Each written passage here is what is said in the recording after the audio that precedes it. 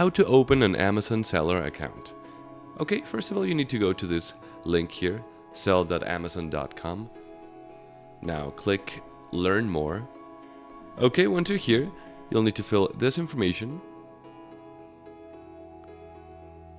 and then submit. Here, you would click Sign Up to sign for a professional account, which will be charging you monthly. If you'd want to have an individual account, you will click Learn More, then scroll all the way down until you find this. Sign up to become an individual seller. Now, once you're here, you need to type in your email or mobile phone number and password. I'm going to go ahead and do that. Perfect. Once you have done that, you will have to answer these questions here. First, business location. I'm going to select the US.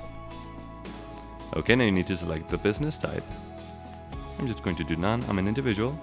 You will have to fill in your information here. So I'm going to go ahead and do that. Now finally, you'll need to complete these last 4 steps. Your seller information, billing, store information, and a verification. So here on your seller information, you'll need to add all this personal information that's asked of you. Now onto the billing information, you'll need to add a valid bank account or credit or debit card.